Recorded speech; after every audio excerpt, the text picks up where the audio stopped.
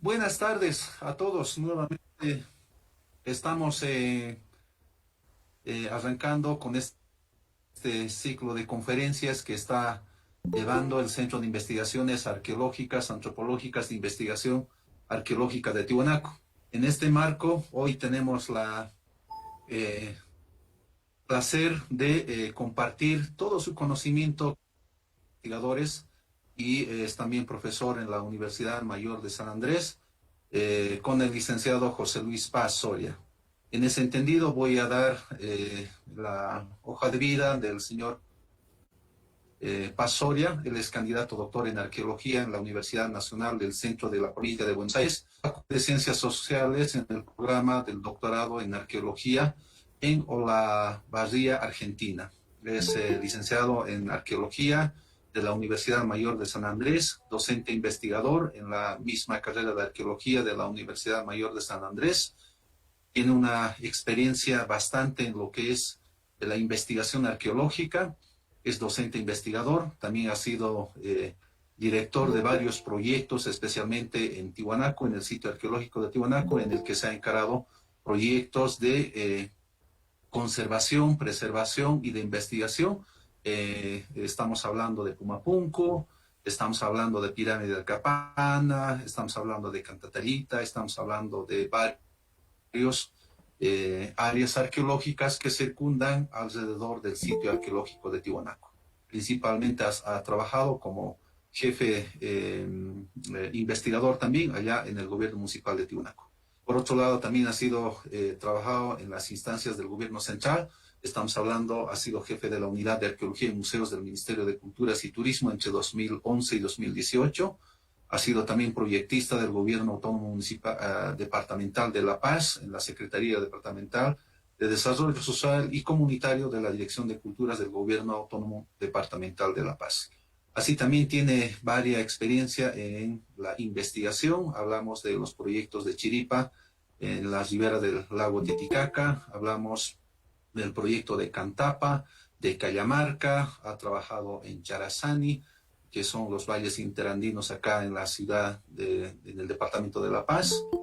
También tiene varios trabajos al interior del país y en ese sentido, pues en esta ocasión queremos dar la bienvenida a José Luis Paz, quien nos va a disertar con una de las temáticas bien interesantes y a la vez que llama muchísimo la atención en la investigación arqueológica. En ese marco, el título de su proyección es La Huaca de Acapana, desde el punto de vista de etnohistoria y arqueología. En ese entendido, queremos dar la bienvenida a José Luis Paz.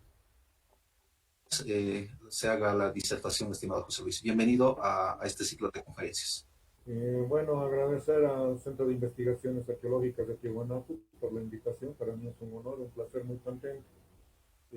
Pequeño detalle, aclarar, yo no soy docente del carrera de arqueología, hace 2 años voy a hacerlo, y, pero en parte estoy trabajando en otra institución pública, ¿no? Y, tal vez mencionar que pienso que la arqueología en Tiwanaku está dando saltos grandes en estas últimas décadas, ¿no? Van a tener, creo, la oportunidad, el placer de escuchar los trabajos de José Gallego en el futuro, que han reconfigurado el panorama de Tiwanaku con todos sus mapas con infrarrojo, con drones infrarrojos, tal vez los estudios de Branch que están mostrando que la dinámica de Tiwanaku es más compleja de lo que se creía inicialmente. También mencionar que esto es un adelanto, una parte de mi tesis doctoral, no es todo, no puedo mostrarlo todo, pero mi tesis doctoral está en etapa de revisión. Espero tener el suficiente tiempo para terminar las correcciones de mis tribunales, de mis tutores, perdón, y luego pasar las siguientes instancias. Dichas estas consideraciones, yo pienso que es importante comenzar con un poco de la definición de lo que consideramos huaca, ¿no? La palabra huaca ha sido documentada extensamente por muchos de los cronistas. Entonces, es un elemento fundamental en la religiosidad andina, ¿no? Estamos hablando de un concepto que engloba cosmovisión, fe, política, economía. Y tal vez uno de los pequeños inconvenientes que tenemos es que las huacas son una amplitud de elementos, ¿no? Pueden ser desde lugares naturales, cuevas, cerros, construcciones arquitectónicas, también se refieren a los ídolos de piedra o madera. Huacas también eran consideradas las tumbas, las momias, objetos, vestimentas de guerreros, cabezas de animales, cueros, amuletos, incluso hay huacas en los costados de los caminos, se considera también huacas a los relámpagos, los remolinos, entonces hay una serie de elementos que indican que es una huaca, ¿no? Hay una amplitud del término, ¿no? Y huaca se aplica a todo lo que es sagrado, a toda entidad que es sagrada, o así por lo menos se la entiende que aplicaban los pueblos indígenas. A mí lo que me interesa es un tipo específico de huaca. Eh, Me interesan las huacas con títulos y oráculos. Eh, Hay bastante literatura etnohistórica, bastante literatura arqueológica de las características de estos tipos de huacas, ¿no? Son templos eminentemente piramidales, la mayor parte de ellos documentados en Perú. Tienen en la cima un ídolo oracular, una estela, que es la que recibe objetos, atenciones rituales. En su delante se hacen varios sacrificios de animales, de seres humanos, y también se depositan una serie de ofrendas. Y estos templos son objeto de peregrinación. La etnohistoria en el Perú desde la década de los 80 ha venido desarrollando el concepto de huaca. Hay bastante literatura, no solo etnohistórica, también arqueológica. Hay congresos que se han dedicado al tema de huaca y ha sido percibida bastante insistentemente en las crónicas, ¿no? Desde dibujos hasta textos completos que hablan, o capítulos de alguna de las crónicas que hablan específicamente de lo que es Huaca, de lo que es el Huaca. Yo he hecho una revisión vía internet de 31 crónicas coloniales, y en 23 de ellas he encontrado la palabra Tiahuanaco. Son crónicas de sacerdotes, funcionarios españoles o indígenas. Y en las tres, una o varias veces repetido la palabra Tiahuanaco. Entonces, es sin duda que estamos hablando de bastante información etnohistórica. No creo que esté terminada esta, este bagaje, este corpus de documentación histórica, pero creo que a partir de acá se pueden esbozar algunos lineamientos generales, ¿no? Acá tienen un pequeño párrafo de Salazar Villasante, en 1568. No me voy a extender en leer todo el párrafo de lo que dice Salazar de Villasante, pero les pido por favor que vean, ¿no? Edificios y huacas antiguas, Tiahuanacu, edificio suntuoso y grande, hecho de piedras muy grandes. En el edificio estatuas hechas de gigantes de grande estatura. Entonces, hay 5 cronistas, Salazar de Villasante, de Rocal, Martín, Albornoz y Tobo, que mencionan específicamente que Tiwanaku era una huaca. Entonces, hay evidencia contundente y clara, claramente documentada, de que el sentimiento, el pensamiento indígena se consideró a Tiwanaku una huaca. Entonces, mi pregunta es, ¿por qué no se analizó a Tiwanaku como una huaca? ¿No? Hay una serie de conceptos, hay una serie de elementos de lo que es una vaca, y si hay referencias coloniales concretas de que Tiahuanaco era una vaca, ¿por qué no se lo analizó desde ese punto de vista? Acá tenemos otro pequeño párrafo de Ciesa de León, ¿no? En la tesis doctoral he desarrollado todos estos párrafos, acá solo estoy presentando un pequeño resumen. Entonces acá, por ejemplo, Ciesa menciona un ídolo de piedra en Tiahuanacu hecho a remembranza de Chipichi y de Viracocha. Entonces hay varios cronistas que ya mencionan que los monolitos en Tiahuanacu son representaciones, son imágenes de Viracocha. En caso de Ciesa de León, Gutiérrez de Santa Clara. Y hay una serie de elementos, ¿no? Que comienzan a hablar de que desde Tiahuanacu Viracocha creó el mundo, como lo hacen Tejanzo, Escalante, Molina, que desde Tiahuanacu Viracocha mandó a poblar a los Andes, el caso de Acosta y todo. que Viracocha residía en los edificios de Tiahuanaco, lo cual me parece sumamente interesante, ¿no? Eso fue mencionado por Acosta en 1590, Garcilaso de la Vega, Gutiérrez de Santa Clara, Sarmiento de Gamboa. No pretendo establecer una continuidad religiosa entre Viracocha y la religiosidad aymara, son fenómenos totalmente distintos, ¿no? Están separados por centenares de siglos, pero lo que sí quisiera enfatizar es la condición sagrada del sitio y que la gente considera sagrados a los monolitos, ¿no? Son representaciones de una deidad, no se los está interpretando como representaciones de un rey o de un sacerdote, sino que en la cosmovisión, en el pensamiento andino, los monolitos representaban inicialmente a una deidad. Con el transcurrir del tiempo, la concepción de los monolitos cambia. Entonces, algunos ya piensan que son etnias que representaban el poblamiento del mundo, o gente convertida en piedra. Todo eso debe ser los mandatos de Dios.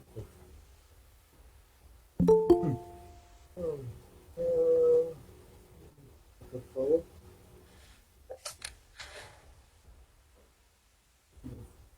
Eh, También hay otras referencias, ¿no? Acá concretamente, como Ciesa de León menciona muy claro, ¿no? Estaba escribiendo una punto y menciona, ¿no? Un pequeño retrete, se refiere a una capilla, en medio un ídolo y a sus pies cantidad de oro. Entonces, son elementos que indican que los monolitos recibían atención ritual. Eh, que por lo menos este de Pumapunco sí se le ofrecían ofrendas, ¿no? Hay constancia de ellos en Ciesa. Entonces, es muy concreta los datos de Ciesa sobre Pumapunco, sobre ídolos en Pumapunco, sobre monolitos dentro de Pumapunco. Yo creo que también Acapana tenía monolitos. Y a mi entender lo mencionan Cobo, Gutiérrez de Santa Clara y Salazar Villasante.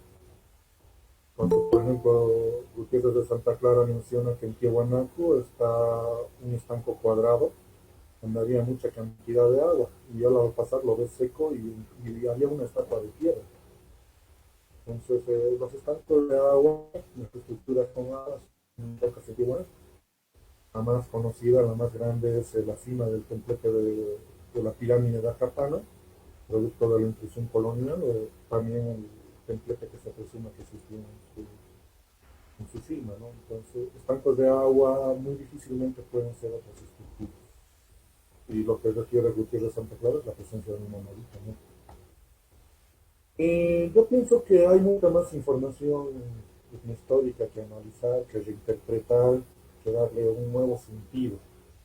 Eh, Me voy a permitir dar un paréntesis, ¿no? Por ejemplo, una cita de Cobo. Entonces, pelea con un artífice, con un artesano, el cura de Tiahuanaco. El cura le pide hacer dos estatuas de piedra de San Pedro y San Pablo. Y el artesano le responde que no hay piedras, entonces instruye cavar en el mismo y sacan dos bloques grandes. Y con esos bloques grandes se construyen los monolitos, los bultos de piedra de San Pedro y San Pablo, y los colocan en la puerta de la iglesia de Tijuana. Entonces permítanme presentarles en la mano izquierda los monolitos Potopía, que según la cita de Cobo serían de data colonial, no serían prehispánicos. Y el contraste con todo lo que es la iconografía, la morfología de lo que son monolitos típicamente tiahuanacu está a la derecha. Entonces son dos cosas totalmente distintas, ¿no? Está escrito un poco sobre la data prehispánica de Pocopía, pero creo que hay que revaluar muchos de los datos históricos, ¿no? Y este es uno, por ejemplo. Me parece clara la cita de Cobo de que sí son los datos coloniales. Hay otra serie de documentos, otra serie de citas, ¿no? Que hablan de monolitos, ¿no? Que hablan de ofrendas. En este caso, por ejemplo, la cita de Cobo es de las excavaciones en la cima de Acapán. Eh, entonces, lo que él describe acá es que cómo se han encontrado, por ejemplo, tinajas, rocas muy finas, cántaros de plata, eh, y cita al cuerpo humano de grandeza gigante, ¿no? Y también cabezas humanas de oro, con toda la iconografía que los minerales. Entonces, Para mí no hay duda de que Tiahuanaco era un lugar sagrado por los indígenas, eso es demasiado obvio, pero las crónicas mencionan ya varios aspectos, ¿no? Citan textualmente que eran templos, Acapana y Pumapunku, citan la presencia de varios monolitos y que los monolitos tenían ofrendas en sus pies. Entonces estos conceptos, templos, ídolos, sacrificios y ofrendas son típicos de lo que eran las huacas, son unas de las características de las huacas. Para mí los monolitos que estaban en Acapana, en Pumapunku, funcionaron como oráculos durante el periodo tiahuanaco. Y el hecho de que sean oráculos cambia totalmente las perspectivas. ¿Por qué cambia? Porque ya estamos hablando de un oráculo al cual se depositaban ofrendas, ya no estamos hablando de una pirámide construida por las élites, ya estamos hablando de que toda la infraestructura alrededor de la base de Acapana es para las peregrinaciones, para las ofrendas de los devotos y peregrinos. Ya estamos hablando de que hay peregrinaciones, de que hay un ídolo y es un templo, ¿no? Entonces ya se está cambiando el eje, digamos, de la discusión no a la construcción de las élites, sino a la construcción para un ídolo, para un hogar. Si bien estos conceptos no son antagónicos, son complementarios, pero el hecho de que estén monolitos en el interior de las estructuras los convierte en cosas muy, muy distintas. Una cosa que me llama la atención, ¿no? Yo parto del precepto de que todos los monolitos recibieron algún tipo de atención ritual, es decir, se hacían sacrificios, ofrendas en sus pies, ¿no? Les chalaban, les echaban chica, les dejaban textiles, piezas de oro, lo que sea. Y en el CIEP lo que ha registrado son 21 monolitos enteros fragmentados en el sitio. Es la más alta cantidad de monolitos en un sitio centro-surandino. Y revisando todos los trabajos arqueológicos, no encuentro que ninguno de los trabajos les haya puesto a los 21 monolitos dentro de estructuras. Hay trabajos de iconografía, muy trabajo. Normalmente se los ignora. Es uno de los sitios con más gran cantidad de monolitos que eran considerados dioses y que son obviados por las interpretaciones arqueológicas. Eso a mí me llama mucho la atención, ¿no?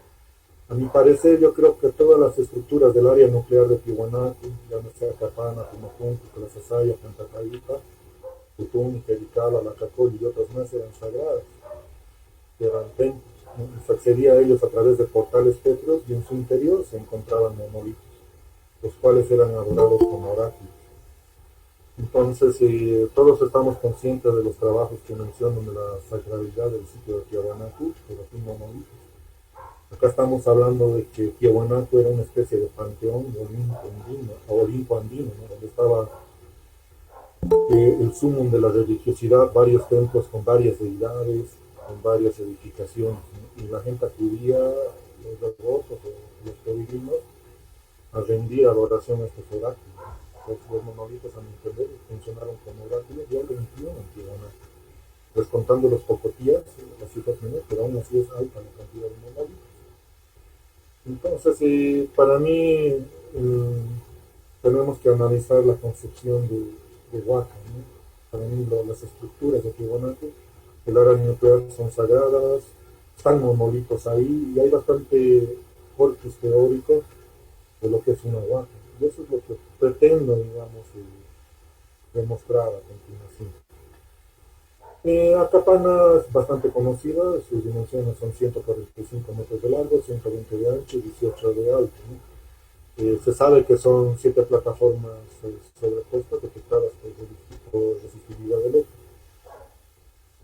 Acapana ha sido ampliamente excavada, ¿no? Por Geoff Cook en 1903, Gregorio Cordero en 78, Osvaldo Rivera en 82, Linda Manzanini en 88-89, Tom Hardy en 2004, la UNAR del 2004 al 2009 y el gobierno municipal del Tiahuanacu 2009 al 2010. De este último proyecto fue el director de excavaciones en la pirámide de Acapana. Y todos se maravillan cuando uno habla de una pirámide, crea mucho impacto, pero creo que es necesario mencionar La mayor José parte Luis, un poquito de más las fuerte, si inversiones podrías hablar. están. Nos piden que sea un poco más fuerte. Muy bien, ahora sí. Sí, sí, por favor. Sí, sí, ahora sí está bien, por favor. Ya. Y muchos se quedan maravillados cuando uno habla de pirámides, se quedan impresionados. El problema con Acapana es que está bastante desmantelada, haciendo una sumatoria de muros, solo queda el 10% de sus muros en pie aproximadamente, ¿no? Y la mayor parte de las plataformas superiores están erosionadas. Entonces es difícil conseguir evidencia contundente para demostrar alguno de los aspectos. En todas las investigaciones predecesoras no pueden ser homogenizadas, porque en algunos no hemos podido encontrar sus registros de excavación, otros básicamente no los tienen. Los objetivos de las excavaciones eran muy distintos y los técnicas y métodos de excavación diversos. ¿No? No se puede comparar, por ejemplo, los trabajos de Curti con los de Manzanilla.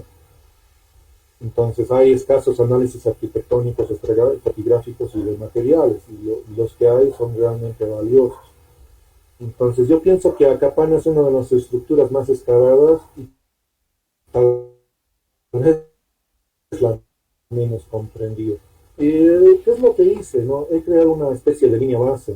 He puesto todo el conocimiento que se tiene, lo que se ha escrito en distintos ámbitos. Por ejemplo, la composición del relleno de los internos varía según los autores. Para uno es una cosa, para otros tiene paja, para otros tiene cantos rodados, ¿no? De sus dimensiones también varía, ¿no? De la altura varía 3 metros según los investigadores. La forma en planta también varía, ¿no? Las estructuras de la cima.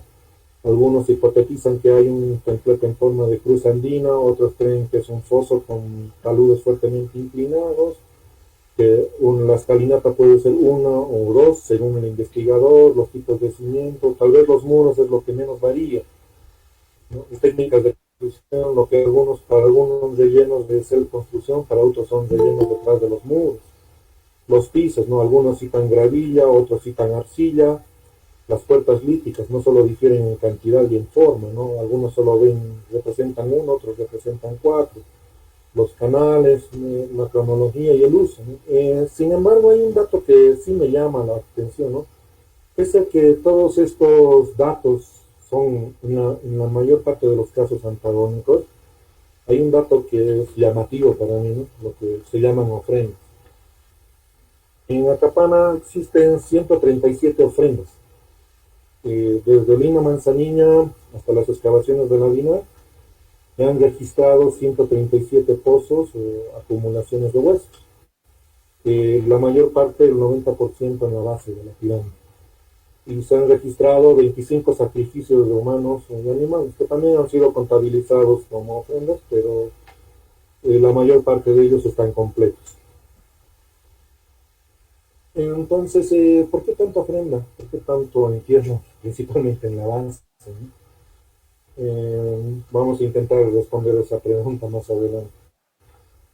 Lo primero que creo que se debe partir es con un registro sistemático de los muros. Se los ha documentado, pero los muros en pie resultan insuficientes porque hay pequeños afloramientos, ¿no? Como los que ven en la pantalla. Los dos están en la cima. Y estos afloramientos no han sido considerados en los registros fotográficos, en la fotografía. Tal vez el alineamiento de la derecha en las topografías de Pulintimanca sí figura con líneas segmentadas, lo cual me parece bien. Pero como estos hay varios alineamientos, por ejemplo los muros de la tercera plataforma, que indudablemente son estructuras, ¿no? Entonces creo que la topografía de Acapana debería incluir todos los bloques, no solo los muros conocidos, sino todos los alineamientos. Y hemos excavado uno de esos alineamientos y hemos encontrado esas estructuras, como vamos a demostrar más adelante. Otra parte del registro es que hemos registrado 12 protuberancias o lóbulos, ¿no? Que vienen en pares. Protzen y Nair mencionan que son para amarre de sogas durante el transporte de los bloques. Yo pienso distinto, ¿no? ¿Por qué? Porque si ustedes ven, están asociados a desgastes. a marcas, a símbolos, y son rectos, lo que señala la flecha azul. Yo pienso que son puntos de apoyo para palanca o para sostener tablones, ¿no? Con esos elementos se subían bloques a la parte superior de la pirámide. También en el registro hemos percibido 22 sillares sobresalidos. Cuando uno habla con colegas dicen, pero es la presión de la arcilla que está haciendo salir los bloques. Yo dudo mucho, porque el bloque que estoy señalando está hecho en el muro de una sola pieza. Entonces, es decir, el muro y el bloque sobresalido totalmente intencional. Entonces, son cosas intencionales que requieren una explicación. También tenemos la presunción de que la mayor parte de estos bloques sobresalidos son restos de contramuros, lo dice Proxen. Pero yo creo que, aparte de eso, son para el sistema de palanqueo, para el movimiento de bloques, por el desportillamiento que presentan muchos de ellos, ¿no? Se han apoyado vigas, maderas, qué sé yo, y entonces están desportillados muchos de ellos. Hay detalles que me llaman a mí la atención, ¿no?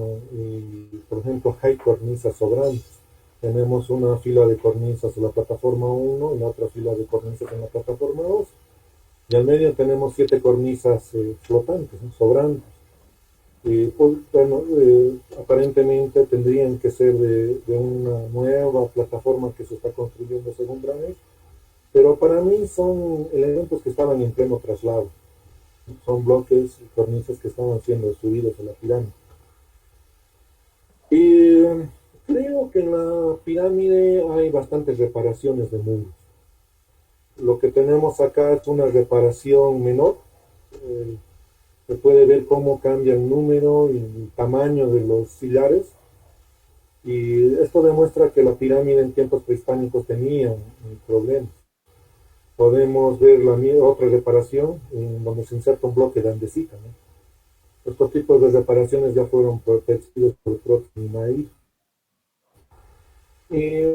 Pero creo que hay más reparaciones, ¿no? Por ejemplo, lo que vemos acá en flechas rojas es el alineamiento normal de los sillares. A mi entender pasa algún problema con la pirámide y se la reconstruye con sillares en otra orientación y se le saliera un bloque de andesita.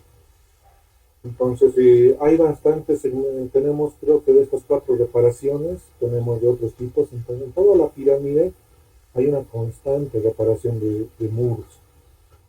Pero no solo es reparaciones, también hay modificaciones de los muros, ¿no? Tal vez el que se refiere en la mayor parte de los arqueólogos es de la segunda entrante del sector norte, ¿no?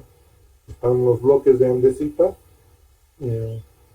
que se supone Colata hipotetiza que se colgaban textiles, objetos de oro en ellos, ¿no?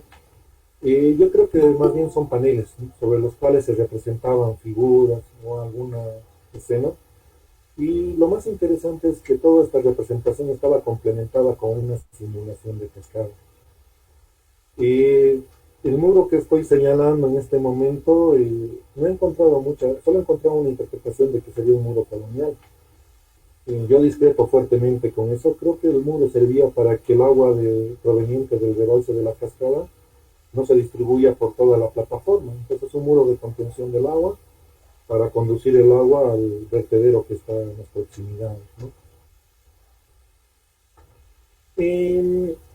Creo también que existe una posibilidad bastante marcada de que Acapana, al igual que muchas pirámides del Perú, ha sido construido una sobre otra, ¿no? Entonces ha habido un proceso de construcción, ¿no? Lo que tenemos señalando es una fachada del muro norte y atrás hay un contramuro. Entonces eso normalmente ha sido aceptado como una técnica constructiva de Tiahuanaco. Sin embargo, lo que señalan las flechas rojas son otro tipo de muros en el sector oeste. Y están a 80 centímetros del muro inicial. Entonces no, arquitectónicamente, en materiales, en tamaño, en volumen, son muy diferentes a lo que se señala que es típico en Tijuana. Entonces a mí me da la impresión de que estamos hablando de una pirámide más temprana que ha sido cubierta por otra más tardía, y lo que llegamos a conocer es la tardía. Acá tenemos un pozo que hemos realizado el año 2009 encima de la plataforma 1. Y lo que vemos abajo son dos hileras de bloques. Entonces es evidencia para mí concreta de que abajo todavía hay más muros, ¿no? Entonces esto vimos una irrupción colonial, la sacamos la irrupción colonial y nos permitió ver que debajo del muro hay todavía otros muros. Entonces, a mi parecer existe una pirámide debajo, ¿no? Otra pirámide más antigua. También hemos encontrado datos de estructuras nuevas, ¿no? Creo que podemos ver las estructuras de Manzanilla, los cuartos con pisos de piedra en el exterior, doble muro.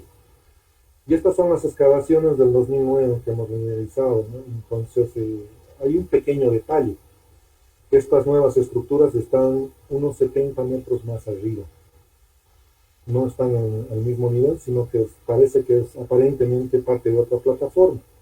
Y se repite el mismo patrón, ¿no? Acá tenemos las estructuras, hemos podido cuantificar que se trata de 3 estructuras por los tamaños y por las huellas de las cuñas, ¿no? Lo que pueden caber, lo que trato de señalar, es todo el sistema de cuñas. Entonces, no, en Tiahuanaco no utiliza cimientos, y eso es, creo, fundamental, porque normalmente se busca cimientos, el corte y el relleno de piedra. Tiahuanaco nunca utiliza esta técnica constructiva, lo que utiliza más bien es un sistema de cuñas, ¿no? Y estamos viendo dos grupos de estructuras en forma de L. Permítanme presentarles a la tercera grupo de estructuras en forma de L. Tenemos lo que hemos descubierto y 3 metros más allá está el sistema de cuñas descubierto por Linda Manzanilla. A mi parecer, tenemos un nuevo grupo de estructuras en forma de L apegado acá. Entonces, las cuñas son representativas de pisos de piedra y creo que tenemos evidencia contundente de que cuando encontramos esto estamos hablando de pisos de piedra, de estructuras. No es el único caso, ¿no? Tenemos excavaciones para efectos de conservación que se siguen encontrando pisos de piedra en la cima de Acapana.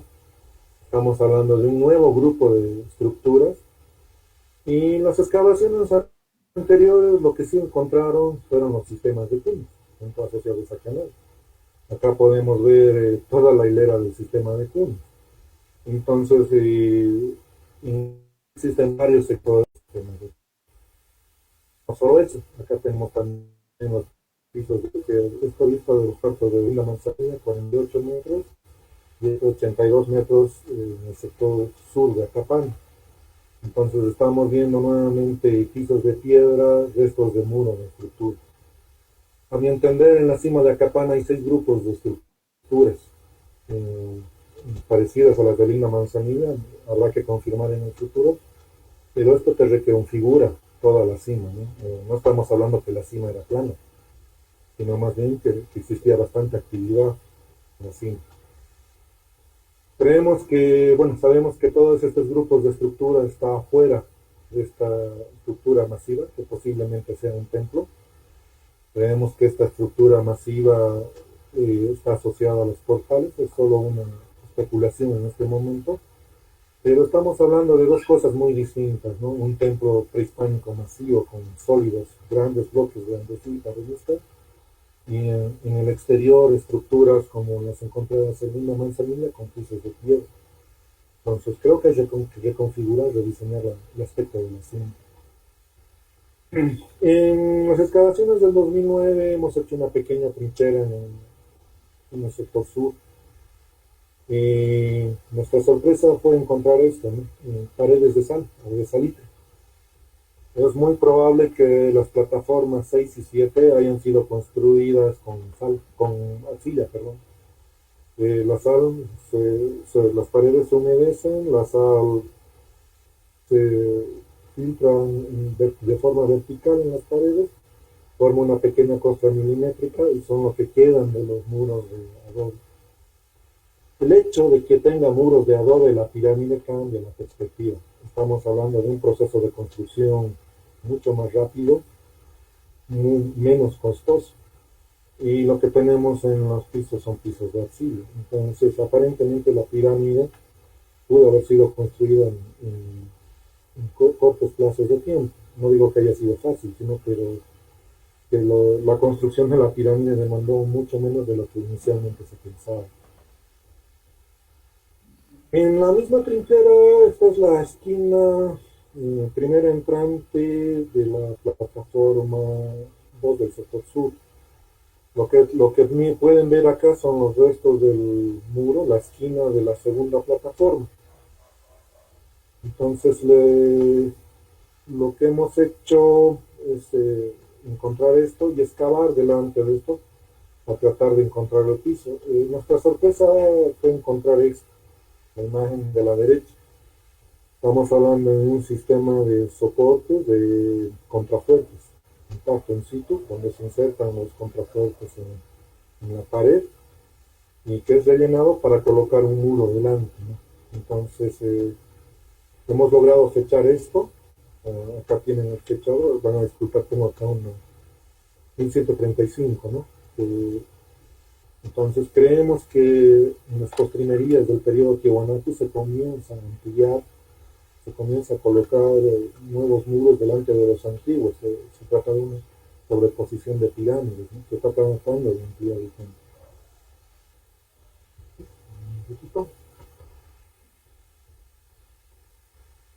Un segundito, se me ha colgado esto. Ya, en sobreposición de pirámides creemos que existen en varios lugares de Acapana. Lo que tenemos acá es grandes bloques de andesita con muros de piedra. Entonces, lo que ven acá es la primera plataforma y lo que ven acá es la segunda plataforma. Y en medio nos aparecen estos enormes bloques de andesita, los alineamientos de piedra, pero esta vez los muros son de adobe, son tapiales. En el año 2009 hemos logrado identificar correctamente estos tapiales. Se pueden ver los zócalos de estos muros, los hemos conservado a posteriores investigaciones para verificar nuestros hallazgos. Entonces, la ampliación de la pirámide de Acapana no solo es no es con materiales finos, sino que se reutiliza mucho antiguos bloques y también colocan adobe. Y detrás de este muro hemos encontrado un entierro, un niño sacrificado, el cual, gracias a la colaboración del doctor Capello, lo hemos protegido. Se trata de 1185 después de Cristo. Nuevamente la modificación de la pirámide, todo el trabajo de reconstrucción, de ampliación de la pirámide son las postrimerías del periodo Tiahuanacu.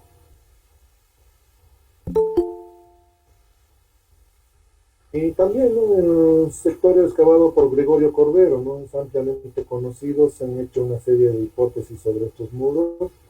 A mi entender, son nuevamente una sobreposición de pirámides. Se está colocando un nuevo muro, lo cual ya cita Trotzig ahí. Y lo que quedan son los restos, ¿no? Esta sobreposición de pirámides nunca terminó, nunca llegó a completarse. También es curioso, ¿no? Hemos encontrado varias estructuras en la base. Estas fueron registradas por la DINAR y a nosotros nos comenzaron a aparecer una serie de pequeños muros o algunos muy masivos.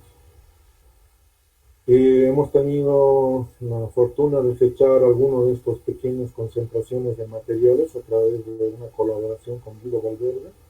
Él analizó las muestras genéticas y las publicó, las fechó.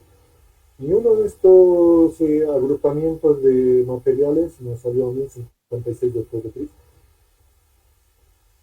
Gracias a la colaboración nuevamente de José Capriles hemos podido fechar otros dos pozos en la base. Acá está el muro de la pirámide y acá están los fechados, 1080 y 1025.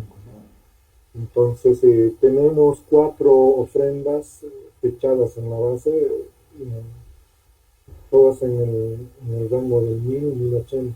Entonces hay una bastante actividad de esta deposición de estos materiales al final en las postrimerías de Tiahuanacu. Un dato que sí me parece llamativo: no todo es pozo. hemos encontrado las ofrendas mezcladas con ceniza. A mí me da la impresión de que son quemas, que vienen, hacen alguna quema, queman algún animal, sacrifican, lo consumen y lo tapan con ceniza, ¿no? Esto es típico, por ejemplo, de las mesas aymaras. Entonces, cuando uno busca el pozo, no lo encuentra el pozo, porque la actividad es sobre superficie. Entonces, muchas de estas cosas, de estos agrupamientos, yo pienso que son actividades de peregrinos, de los devotos, ¿no? Que hacen en honor al oráculo, a la santidad, ¿no? Antes de ingresar, antes de subir a la pirámide, se hace una serie de purificaciones, de procesiones, de comidas rituales, ¿no? Se queman las cosas, se sacrifican, ¿no? Entonces creemos haber encontrado algunas de estas evidencias, ¿no? Y las estructuras masivas que están acá son los patios y plazas, ¿no? Tan frecuentemente encontrados en el Perú delante de las pirámides, ¿no?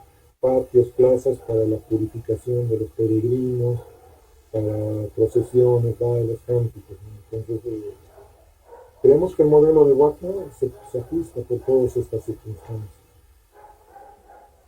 Y para mí, Acapana tiene un carácter sagrado en la mentalidad de la gente, ¿no? Por eso siempre se le llama Huacna. Y es posible que estemos ante una pirámide que tenga otra pirámide más abajo. Es un proceso típico de ampliación de pirámides, muy común en la mayor parte de las pirámides peruanas. Eh, en Acapana lo que pasa es que sus muros han sido reparados o modificados. Entonces estamos viendo distintos momentos constructivos de la pirámide en uno solo, ¿no? No los podemos disgregar. Hay reparaciones pequeñas, hay reparaciones grandes, hay modificaciones con bloques de andesita, con cascadas, que son cosas realmente significativas dentro de la estructura de la pirámide, ¿no? Y nuevamente, a mi entender, esto tiene una connotación sagrada, ¿no? Se está modificando, embelleciendo el templo para una deidad, no para las élites. Y posiblemente las plataformas superiores, la sexta y la séptima, eran de adobe. Significa que la construcción fue mucho más rápida de lo que cualquiera puede presuponer, ¿no? Particularmente creo que en la cima existen pequeñas estructuras, ¿no? Tratado de demostrar que hay un conjunto de estructuras con pisos de piedra, cuñas debajo de los pisos, dobles muros, y estas estructuras son para almacenar ofrendas, para realizar ofrendas, cuantos sacerdotes de puertos de monte en relación a una deidad principal, ¿no? Y también creo haber encontrado evidencias de ofrendas y sacrificios en la base, ¿no? El centenar de elementos que he citado, los sacrificios, los entierros humanos, para mí son sacrificios que se han producido en momentos especiales, ¿no? Hay evidencia histórica de sacrificios humanos en época de guerra, los sacrificios, las ofrendas siempre son distintas dependiendo de la motivación de lo que se le pide a la deidad, ¿no? Y en el templo el oráculo de Acapana, en mi entender, estaba siendo ampliado casi al final del periodo peruano. Nunca pudo culminar esta ampliación y lo que vemos es esto, ¿no? Son distintos periodos mezclados, procesos en construcción inacabados. Y he tenido la fortuna de trabajar 2 años en Tiahuanaco como director de las instalaciones de la pirámide de Acapana. Estoy eternamente agradecido a toda la gente de Tiahuanaco, a toda la gente que me colaboró, a la licenciada Belén Mendoza, que fue la que me incorporó en estos proyectos, ¿no? Muchas gracias por su atención.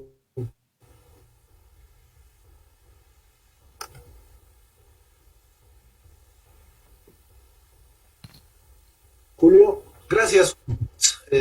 Realmente es una ilustración muy técnica y académica. Quiero dar paso a todos los que han asistido a este evento dentro del grupo de Google Meet, así como también del Facebook. Si existieran preguntas, adelante por favor, si no, hacemos las preguntas que nos llegan por Facebook. Se les da el espacio para las preguntas. Gracias.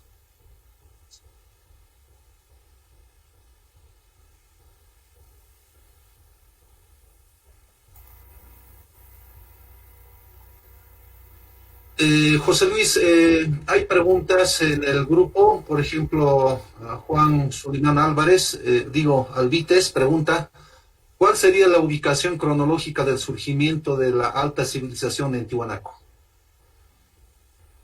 El periodo Tiwanaku va de 400 al 1200 después de Cristo. Entonces, toda la construcción de Acapana como oráculo estaba vigente durante este periodo. A mí lo que yo creo que es que hay que fechar la pirámide subyacente. Sería difícil precisar si no tenemos datos concretos de excavaciones fechadas, ¿no? Pero a mi entender hay una pirámide enterrada abajo. Indudablemente es más temprano, pero no podríamos decir cuán temprano. José Luis, sabemos de que en muchas de las estructuras edificadas en la parte andina en general, si usted ha podido hacer algún elemento o alguna aproximación, ¿cuándo se inicia la construcción de Acapana y cuándo más o menos estaría siendo abandonada? Si podrías, por favor, comentarnos al respecto. La mayor parte de las investigaciones arqueológicas suponen que Tiwanaku ha comenzado a construirse desde el formativo tardío, o desde el Tiwanaku inicial, ¿no? Alrededor del 400 después de Cristo. Lo interesante es que todos los fechados de Acapana son tardíos. El fechado más temprano que tenemos de Acapana es 965. Entonces tenemos evidencia de una masiva actividad ritual al final de la ocupación de Tiwanaku.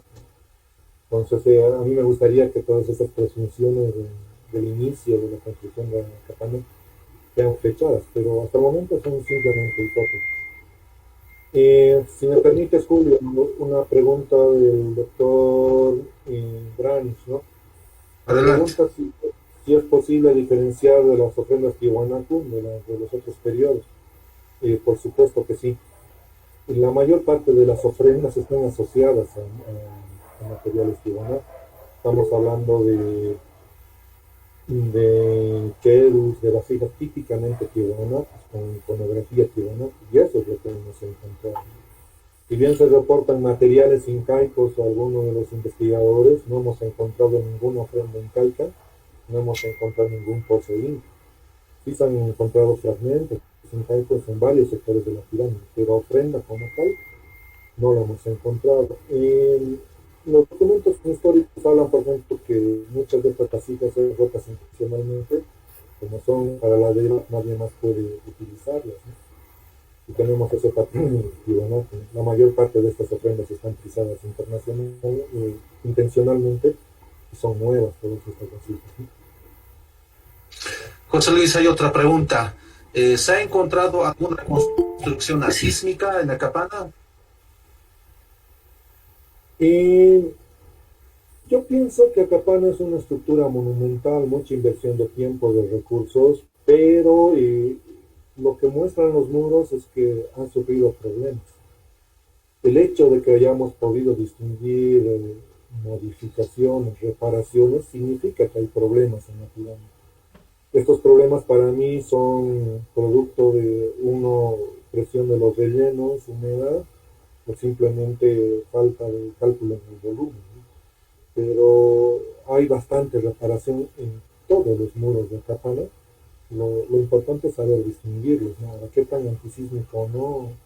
No podría contestar eso, pero que sí, siempre tuvo la pirámide problemas en su estructura, ¿no? José Luis, otra pregunta de Martín Gieso. ¿Hay diferencias constructivas entre la primera pirámide y la última? Sí, yo creo que sí. Lo que he tratado de mostrar en las imágenes es que, por ejemplo, lo que normalmente se llama el estilo constructivo de la Sasaya son fachada y contramuro. Y en el segmento que yo he podido mostrar es que hay una fachada y atrás el contramuro es totalmente distinto, ¿no? Es totalmente atípico. Son pequeños bloques y encima está distanciado bastante de la fachada. Entonces creo que hay elementos arquitectónicos que nos permiten reconocer un detalle. Las excavaciones de la DINAR también encontraron ofrendas al pie de estos muros. Entonces creo que se tiene que saber dónde excavar y qué se está buscando, ¿no? Otra pregunta, José Luis, Gabriela Torres. ¿Las construcciones mejores logradas son las más antiguas o las más modernas? Se refiere a Copán. Es que hay una mezcla. Hay una pirámide que la vemos muy bien, que la vemos con masivos bloques y aún así es reparada. Y pese a eso también tenemos un intento de ampliación de la pirámide, ¿no? Entonces estamos viendo varias cosas simultáneamente y lo que tenemos que hacer es saberlas segregar, saberlas diferenciar. ¿Puedo hacer Otra una pregunta, consulta? Luis. ¿Puedo hacer una Eh, consulta? sí, por favor, Sí, adelante. gracias. Soy el arquitecto Jorge Sainz, docente de la UNSA. Quería hacer una consulta. Me ha parecido muy interesante la exposición de José Luis. Creo que añade otras posibilidades de estudio todavía, porque aquello de que tengan construcciones de adobe arriba ha sido inédito, ¿no? Inédito. Una. Dos, estas construcciones de adobe son las mismas que se utilizan en los chulpares, en las chulpas. ¿Es esa misma composición de terreno o no han logrado estudiar todavía la composición del material arcilloso que han utilizado y su composición? Porque aquello podría dar una similitud en el tiempo, ¿no? Y luego las piedras que están arriba, en la parte superior de Acapana, son las piedras pulidas que es del Tiahuanacu superior, del Tiahuanacu clásico, digamos, de esa época, o son de una naturaleza distinta. Aquello también podría alterar el tiempo y el espacio del trabajo, ¿no? Esas consultas, gracias. Sí, si me permite, arquitecto Sainz, adobe hemos encontrado en todos los lugares de Acapana. En las excavaciones del 2009, 2010 hemos podido diferenciar los adobes. El problema es que normalmente no se le da importancia. Lo que nosotros hemos encontrado son colapsos de adobe, A lo rojo sí erosiones se de Apolo, adobe, no eso, solo mira. queda el núcleo. Los hemos Ahí encontrado abajo. en la cima, los hemos encontrado en la plataforma 1, los hemos encontrado en la base.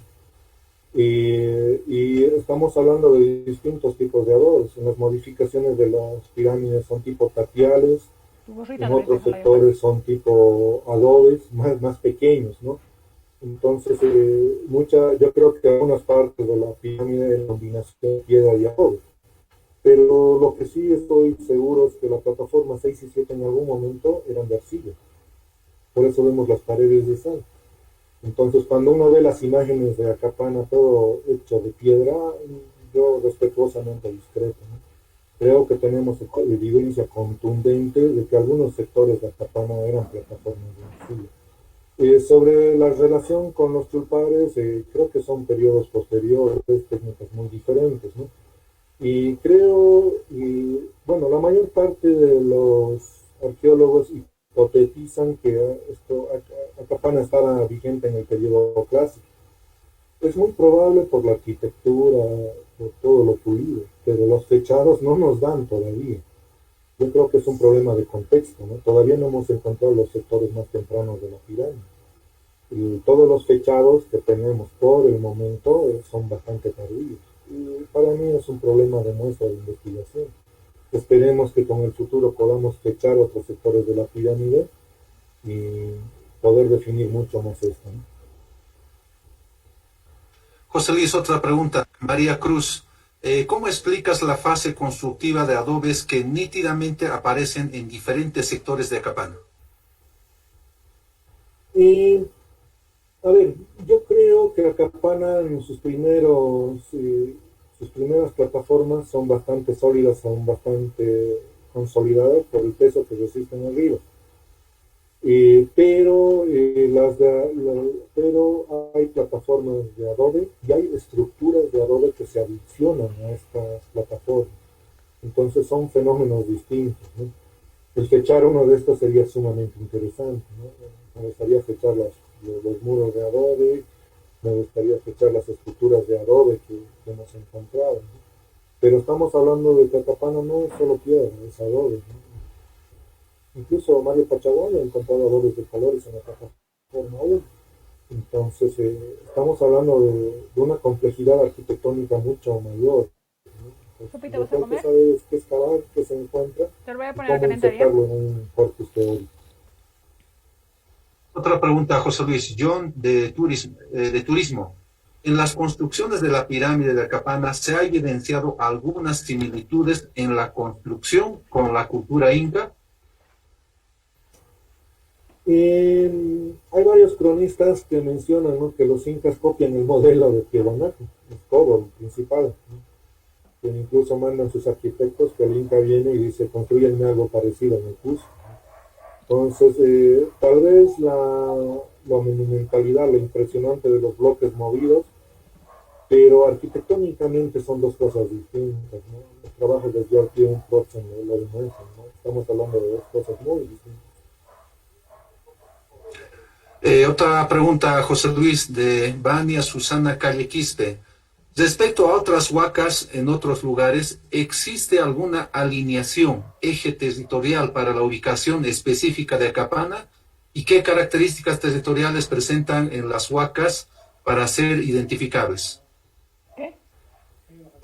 Para mí, los templetes semisubterráneos con monolitos al medio son huacas, No, ¿no? Es indudable que no te estos estoy monolitos hablando eran sobre adorados, eso. que se iban, se les echaban chichas, se les daba ofrendas, comida, lo que sea. Entonces, hay alrededor de una treintena de templetes semisubterráneos alrededor del lago ¿Y para qué? Titicaca. ¿Dónde has ido con el No auto? puedo decir si estaban alineadas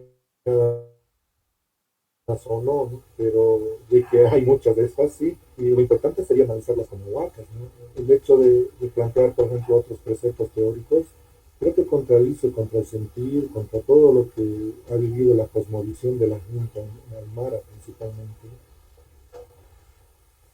La última pregunta, José Luis. ¿Cuántos tipos de ofrendas pudiste identificar en Acapana? Y si estas se distinguen según su localización. A ver, lo que yo creo es que vienen los peregrinos, los devotos, a hacer un pedido, una súplica a la deidad. Vienen para pedirles que les vaya bien en guerra y sacrifican un niño. Eso no lo digo yo, lo dicen las crónicas. Vienen para curarse la enfermedad de los reyes, sacrifican cuyos. Vienen y piden para los rotuchos y sacrifican otra cosa, ¿no? Entonces, las ofrendas son bien diversas, no es un solo tipo de ofrenda, ¿no? Hay una amplitud de ofrendas en cantidad, en tamaño. Y lo que yo creo no, que muchas de estas ofrendas no son pozos, sino son construidas sobre la superficie, quemadas, y pasa el acto ritual y la entierran con ceniza, ¿no?, muy similar a lo que pasa con las mesas aymaras. Entonces, hay una diversidad, amplitud de ofrendas que sí sería bonito estudiarlas, ¿no? Pero con más de un centenar de ofrendas es muy titánica la labor en este momento. José Luis, permítame hacer una pregunta más de Facebook. José Marcial Hernández Soto, ¿qué relación tiene Acapana con el Cerro Quimsachata? Si es que puedes comentar algo, por favor. Sí, Alan Colata, varios investigadores presumen que Acapana es una imitación del Cerro Quimsachata, ¿no? Ellos creen que el Quimsachata es sagrado y que lo replican, ¿no? Tiahuanaco replica la forma del Quimsachata. Yo respetuosamente, cariñosamente discrepo con eso, ¿no? Yo digo que hay un monolito en Acapana, que era un oráculo. Al oráculo se accedía a través de plazas, patios, depositando ofrendas que se llegaban a las cimas, que ahí vivían los sacerdotes y se botaban todas las ofrendas que se han encontrado por nosotros, por una familia, se acumulaban textiles, piezas de oro, lo que sea, ¿no? Pues para mí no es una representación, una simulación de Cerro Quimsachata, sino es un fenómeno totalmente distinto.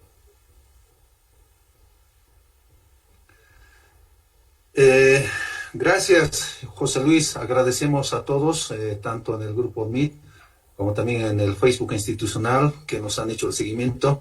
Realmente se han tocado varios temas muy importantes en el caso de Acapana y esperemos contar muy pronto, José Luis, ampliando otras temáticas en relación a las investigaciones y a las actividades que has encarado en el principal sitio de Tiwanaku. En ese entendido, pues agradecerles a cada uno de ustedes. Saludos a todos los que nos han visto en el Facebook institucional. Tenemos de Perú, Chile, Colombia, Ecuador, y creo que ese es un buen alcance de tu experiencia, de tu trayectoria y principalmente lo que nos gusta, investigar sobre el patrimonio. Así también hay preguntas en el grupo como también en el Face. Sabemos que no podemos hacer una investigación macro intensiva considerando de que la técnica de investigación arqueológica en el tiempo cambia. Y así también, considerando las convenciones y las cartas internacionales, establecen que las investigaciones y la restauración principalmente debe ser antecedida de una investigación exhaustiva e interdisciplinaria. Con ese entendido, creo que estas preguntas y comentarios que hay en las redes sociales hemos tratado de responder y nuevamente agradecerte, José Luis, por compartir tu experiencia, tu conocimiento sobre la investigación en Pirámide de Capana y agradecer a todos los asistentes en las redes sociales, tanto en el Facebook como también en el Google Meet. Muchísimas gracias. Empezamos la siguiente semana, el día lunes, miércoles y viernes, sobre la temática de las esculturas de Tiwanaku. Si bien ahora esta semana hemos podido aproximarnos sobre la arquitectura y su construcción, ahora vamos a entender y a hacer también un poco de aproximación a lo que son las esculturas del principal sitio de Tiwanaku. Muchísimas gracias y muy buenas tardes a todos. Que tengan buen fin de semana. Gracias. El agradecido soy yo.